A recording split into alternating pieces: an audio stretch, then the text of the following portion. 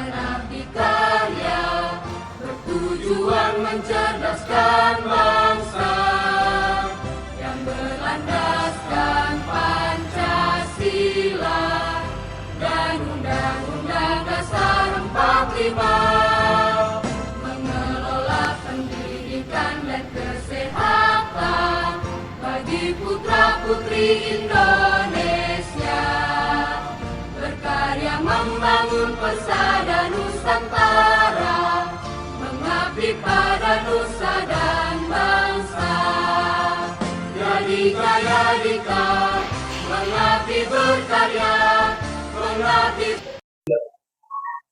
Nama budaya. Selamat pagi. Perkenalkan, nama saya Lian Chen.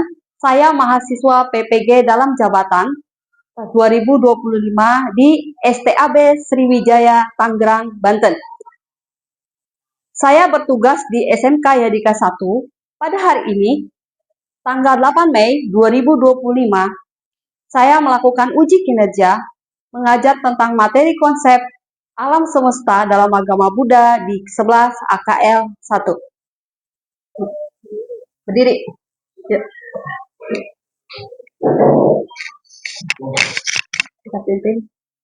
Sekarang kata Arahang sama Sambuddho Bhagawa Buddhang Bhagawata Abhiwademi Swagato Bhagawata Dhammo Dhammang Namasami Supatipano Bhagavato Sawaka Sangho Sanghang Namami.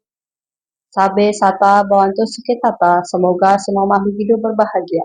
Sadu, sadu, sadu.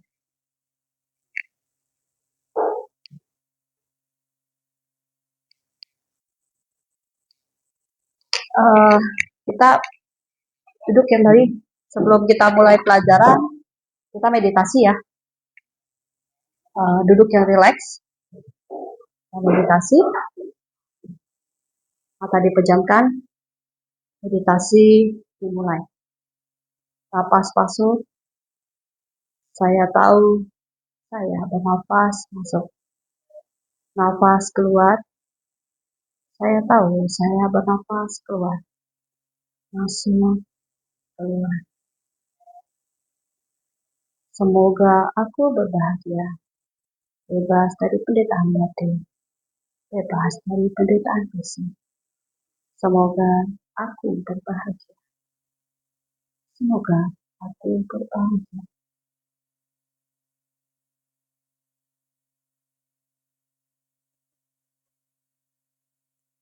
Meditasi selesai. Kita absen dulu ya. Absennya cuma berempat. Udah tahu anaknya hadir semua ya. Kita mulai pelajaran. Apa sih hari ini temanya? Temanya hari ini adalah mengenai terjadinya bumi dan manusia menurut konsep agama Buddha. Pernahkah kamu terpikir bahwa dalam pemahaman bahwa alam semesta dan manusia itu terjadinya seperti apa? Siapa yang pertama? Kenapa alam ini bisa tercipta? Nah, kalau kamu pahami, kayaknya manusia yang pertama kali muncul siapa? Iya, Adam dan Hawa kan? Ya, ketika kita tahu ya, apakah Adam dan Hawa ini benar-benar makhluk yang pertama gitu kan? Yuk kita lihat di konsep agama Buddha seperti apa. Lanjut.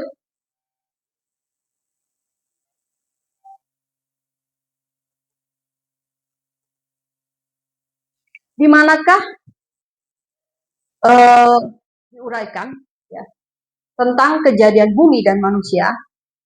Kita lihat kalau di agama Buddha itu ada di kitab Aganya Sutta.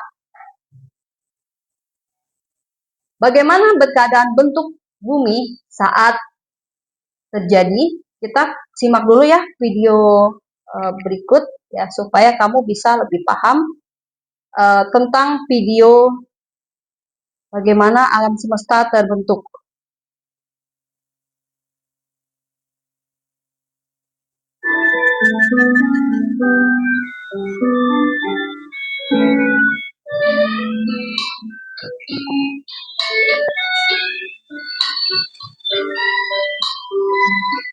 Pada kesempatan ini, kita akan menyaksikan gambaran fiksi dari penjelasan Buddha tentang terbentuknya alam-alam kehidupan di alam semesta, khususnya di bumi seperti yang kita alami saat ini.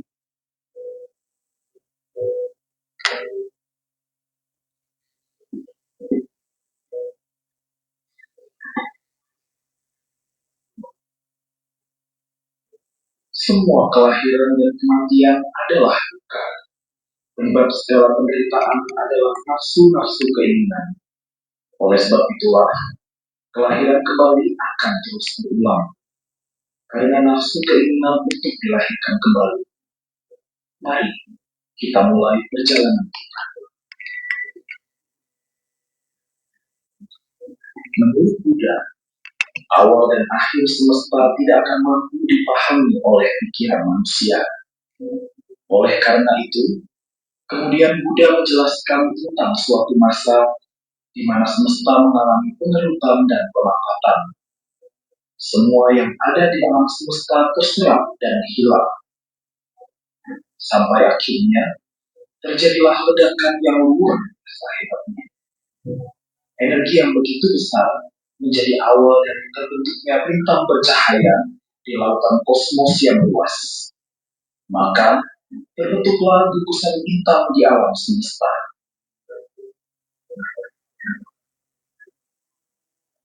Makhluk abasara yang merupakan makhluk bercahaya tanpa bentuk melayang-layang di atas permukaan samudera yang kelam. Dunia masih terlihat gelap. Matahari dan bulan masih belum terlihat di atas langit yang luas. Dunia inilah yang kemudian kita sebut sebagai bumi. Dalam masa yang sangat panjang, tanah dengan sarinya muncul ke permukaan air, berbentuk seperti buih di permukaan nasi yang mungkin. Demikianlah muncul tanah, bau, warna dan rasa sama seperti gadis susu atau mentega. Gelap gulita. Terus makhluk manusianya di mana? Itu cahaya yang melayang-layang. Ketika cahaya yang melayang-layang itu banyak apa sedikit? Jawabannya banyak ya.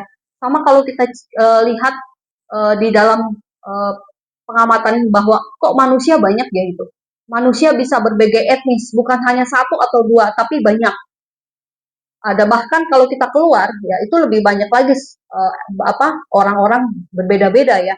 Apakah terdiri dari dua orang tersebut? Jawabannya enggak ya, jawabannya enggak. Tetapi di dalam agama Buddha menjelaskan bahwa agama Buddha itu manusia itu pertama adalah bukan satu atau dua, tetapi jawabannya adalah banyak. Makhluk-makhluk terlahir di alam ambasara kemudian melayang-layang seperti yang di video tadi gitu kan. Mereka melihat gumpalan seperti tanah ya, seperti mentega ya. Mereka semua tergiur, kemudian karena nafsu keinginan ya, mereka turun mencicipi sari tanah. Kemudian setelah mencicipi sari tanah, tubuh mereka lenyap. Jadi padat. Cahayanya hilang, terus kemudian menjadi bentuk berwujud. Ketika menjadi bentuk yang berwujud, tubuh mereka belum sempurna. Kalau kamu bahas ke sejarah, manusia pertama siapa? Adam dan Hawa. Udah sempurna apa belum? Belum dijelaskan kan? Ya. Kalau sejarah, manusia pertama di sejarah, itu kan buat konteks agama kan ya. Kalau menurut sejarah, manusia pertama itu apa? Sejarah Indonesia. Manusia pertama Meganthropus Paleojapanicus kayak gitu kan. Pithecanthropus erectus. Ketika kamu lihat manusia sejarah, yang terlihat apa? Manusianya gak sempurna kan? Jalannya masih merayap kan, membungkuk. Terus tumbuh bulu-bulu kan. Kalau kita ibaratkan di ajaran Buddha, makhluk ini banyak.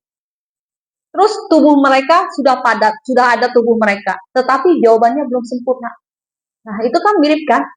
Nah, ketika tubuh mereka muncul wujud matahari, bulan, bintang, kemudian semesta yang lain, air, itu semua sudah ada tercipta karena manusia itu muncul. Jadi bukan konsep penciptaan. Ya. Di dalam agama Buddha nggak ada konsep penciptaan. Tapi alam itu terjadi ketika manusia memuncul keinginan. Gitu. Kok balik lagi keinginan?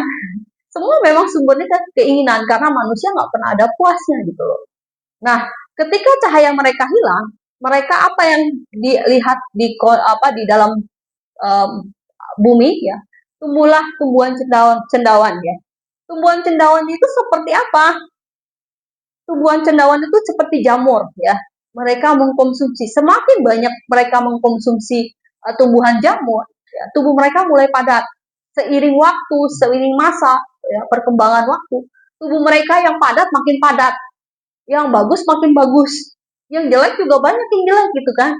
Tetapi dan apa terjadi bumi, kehancuran bumi mengundang para ilmuwan fisikawan ini mengatakan pernyataan bahwa jika ada agama yang sejalan dengan kebutuhan ilmu pengetahuan modern, jawabannya adalah agama Buddha. Itu ada di bukunya biografinya ya. Karena memang agama Buddha selalu mengajarkan tentang ehipasiko. Apa itu ehipasiko? Datang, lihat, dan buktiin. Kalau kamu sudah bisa membuktikan, baru kamu percaya. Bukan kamu percaya dulu, tapi dibuktikan. Itu kelamaan. So, kamu percaya Tuhan itu ada. Percaya Tuhan itu ada. Tuhan ini yang seperti apa? Itu. Kita udah doa capek-capek. Tapi Tuhan nggak kabulin kita. Gitu kan. Lalunya lari kemana? Gitu kan. Jadi penemuan-penemuan galaksi itu membenarkan bahwa ada 200 miliar galaksi ya. Itu banyak sekali. Kemudian juga ada galaksi kerdil diteliti oleh ilmuwan bahwa alam semesta itu begitu luas. Inilah terbukti, alam semesta itu begitu luas. Kalaupun satu kehancuran, masih banyak alam semesta yang kita tidak bisa membuktikan atau memprediksi. Ini dilihat oleh teleskop, ya teleskop yang canggih ya. Indonesia belum malah bisa menemukan itu. Yang bisa menemukan itu adalah orang-orang yang mempunyai laptop tinggi kayak Amerika dan sebagainya. Menemukan planet-planet itu ada. Bahkan yang turun ke bulan itu bukan orang Indonesia, ya. Dan membuktikan bahwa bulan seperti apa gitu loh. Kan ehipasiko kan. Kalau nggak ehipasiko, kita mana tahu bulan bentuknya apa. Orang dari jauh bulannya bagus kok, indah, cakep lagi, bercahaya lagi. Tapi begitu kita singgah, ternyata bulannya nggak bagus. Bentuknya nggak jelas gitu. Nah, seperti ini. Kemudian ditemukan lagi bumi dalam super parameter besar seperti ini. Dia layak dihuni ya. Jadi dekat dengan bumi dia. Lanjut lagi, ditemukan kembali tata surya 3 matahari. Ternyata 3 matahari pun ditemukan oleh ilmuwan seperti ini. Dan ini malah nggak mengganggu kehidupan manusia kan. Bersinar lagi, terang gitu kan. Lanjut ditemukan lagi matahari ganda. Ini dia, ini di daerah tidak di Indonesia ya, tapi menemukan bahwa matahari ganda itu ada. Berarti kan apa yang diajarkan oleh Buddha, ada matahari 1, 2, 3. Logis gitu loh, karena ternyata secara empati kok ilmu pengetahuan dengan alat teknologi canggih bisa membuktikan matahari ada yang ganda dan bahkan bisa kembar gitu loh. Terus ditanya lagi, simpulkan bahwa bumi kita tidak akan proses penghancuran karena umur proses penjadian alam semesta itu ada proses fase kediaman, ada fase pembentukan, ada fase penghancuran. Jadi ketika fase-fase ini itu berpuluh-puluh tahun, beribuan tahun untuk proses itu gitu. Sampai di sini ada pertanyaan? Kalau gak ada, kita diskusi ya. Saya akan memberi tugas kalian diskusi satu kelompok itu 2 orang karena kalian cuma berempat gitu. Silakan untuk diskusi. Boleh menggunakan gadget untuk diskusi menggunakan media handphone, menggunakan aplikasi Canva untuk mendesain. Setelah itu kalian presentasi.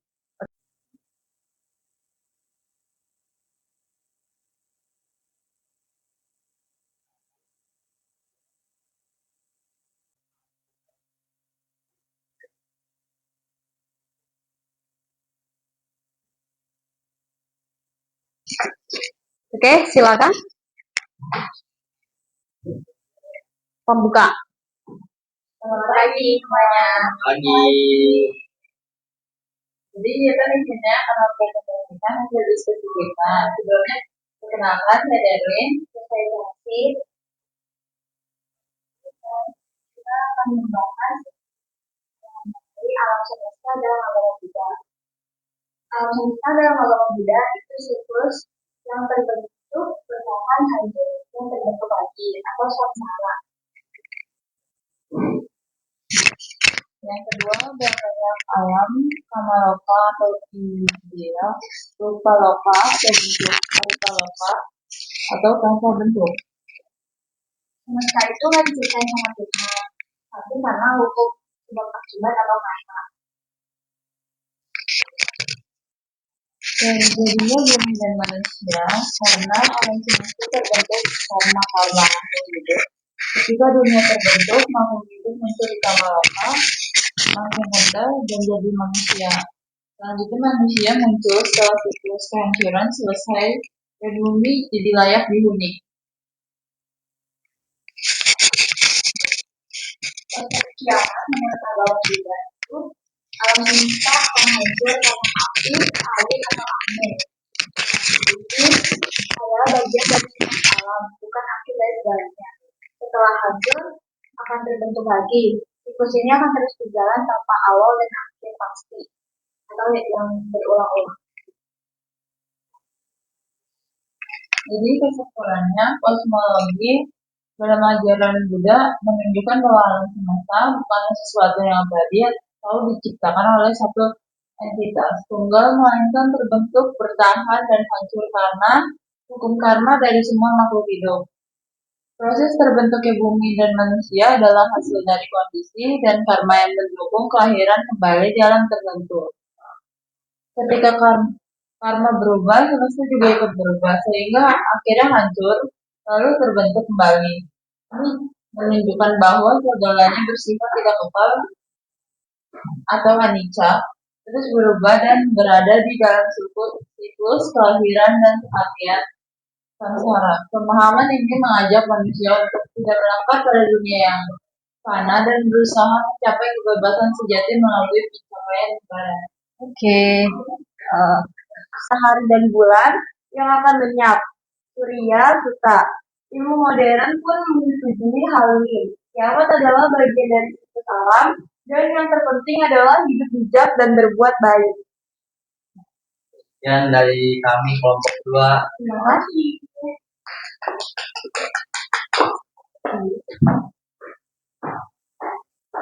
Oke, setelah tadi kita udah diskusi dan dipresentasikan, kesimpulan yang kita pelajari dari materi alam semesta ini bahwa nilai-nilai yang ada, ya pertama kita harus tidak boleh sombong karena manusia itu ketika congkak, ketika sombong akan membuat diri kita hancur, akan membuat diri kita menderita.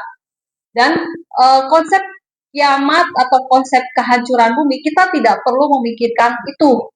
Yang kita jalani adalah di kehidupan yang sekarang, bagaimana kita menjadi hidup yang lebih baik, bagaimana kita hidup jadi lebih berarti, baik orang lain maupun diri sendiri, seperti itu. Oke, pembelajaran kita hari ini kita akhiri, berdiri semua dengan kita membaca Namaskara Gata. Kita baca Namaskara Gata. Arahat sama sambuddho bhagava Buddhang bhagavatam abhimademi swakato bhagavata dhammo dhammang namasami supatipano bhagavato sawaka sambho sanghang namami. Sabe sata bauti sukitata, semoga semua makhluk hidup